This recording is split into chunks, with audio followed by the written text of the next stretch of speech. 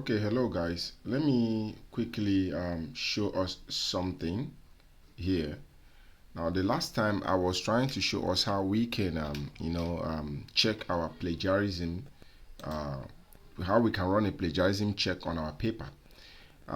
If you are getting value in this video tutorial, please, I encourage you to subscribe to my YouTube channel here by clicking the subscription button, and also click on the notification bell icon so that you get to be notified whenever I make interesting videos.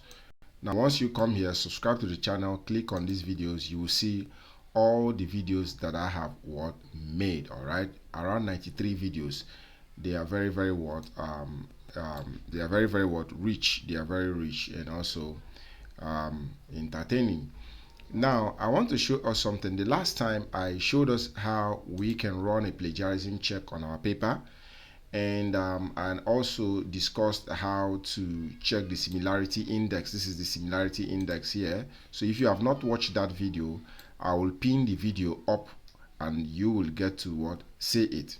Now, I showed us how we can reduce the similarity index. Now, when you are writing, whether you are a researcher, whether you're a content creator, you're into ghostwriting, you're into email marketing, you write scripts for people, it is very important that you do not copy someone's stuff and then you give credit to yourself. That is very bad. Now, if you are into freelancing, you understand what I mean, that your work will be thrown away and nobody will contact you to give you a job again.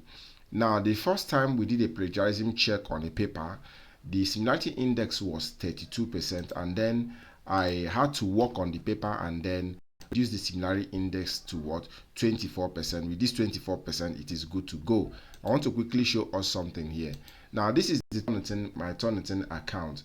Of course, I have had people send me messages on how they can get subscribed to Turnitin. All right, so I don't do subscription for people, but if you want to have access to Turnitin account, you can let me know. I can maybe help and link you up. This is a very powerful tool. It's one of the best tools in the world which you can use to run a plagiarism check on your paper. Now, you can see that this is green. Once this is green, it means that your paper is good to go. That means the similarity index score is very low. Something like 99% here, you can see that similarity index is very high. Now, this is my paper that I did the similarity index check. That's the 24%. Before, it was 32%. Now, let me quickly also say something here. Now, if you use Turnitin to run a plagiarism check and it is between 25 to 35, it is okay. The reason why I'm saying it's okay is because I've worked on so many plagiarism tools, and then I've done plagiarism check on Turnitin, which gave around 35%. And then I also run a plagiarism check on that same paper in another platform, and it was very low. Unless where you are sending your paper, they don't use Turnitin to check the plagiarism check. If the plagiarism check is around 25 to 35 is okay. But I always like to keep my job between 25 to 30%. So far it's green, but you understand what I'm saying. So if anything between 25 to 30 on Turnitin is okay, it is okay. But if you want to make it be very good, and then it can scale through anywhere, 20-25% is very okay, which shows green. That is what I'm trying to explain. Now, I'm going to show us how we can reduce our similarity index score. Assuming you have a paper and then you have a similarity index score that is very high, I'm going to show us how to do it. If you have a similarity index score that is very high, I'm going to show us how to reduce it. I'm going to show us how to reduce it. Now, we have a lot of softwares. We have a lot of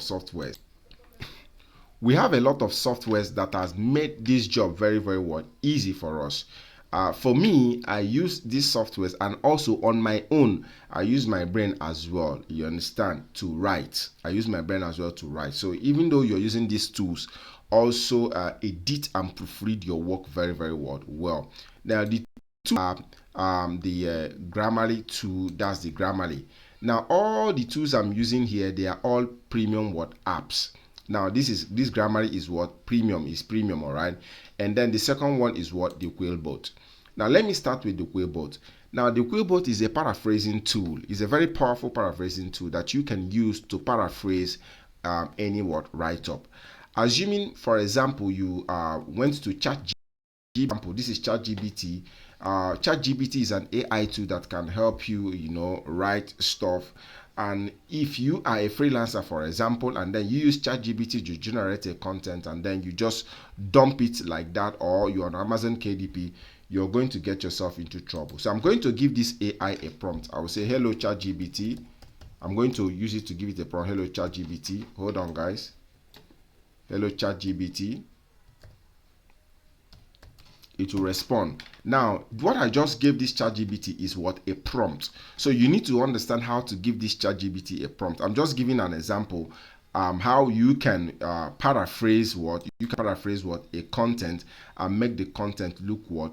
Add some human touch to the word content. So let's go back to ChatGPT. I say, okay, let me say, write me a 300 word sentence on affiliate marketing, for example. Affiliate marketing, for example. So what I'm giving this ChatGPT here is known as what? A prompt. So depending on the prompt you give the ChatGPT can write something for you. As you can see, the ChatGPT is generating a 300 word sentence for me. So if I copy this stuff, maybe right now I'm writing something for someone on Upwork as a freelancer, and then I use ChatGPT, which is an AI tool, to generate a content, and then I just copy this and send to the person, it will be flagged. So all you need to do is just to copy this here, copy it, all right, copy it, all right, copy it. Once you copy it, let me copy it, come here, and then you come to your Quillbot. Now, Quillbot has various modes. This is what I mean by modes here. You can see you have standard, you have fluency, normal, academic. Now, this academic was introduced newly for those of you who are teachers, lecturers in the university and the rest of it.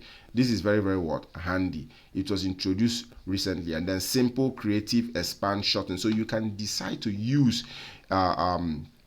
any of the modes, and then you can see this button here.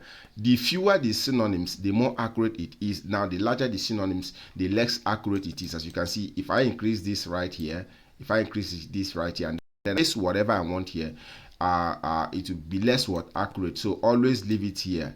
All right, the fewer the changes, the more accurate your write-up will be. So I'm going to change this mode to what? Let's say creative. And then I'll now paste what I have generated from ChatGPT, which is around 306 words, and I click on what? Paraphrase. I click on what? Paraphrase.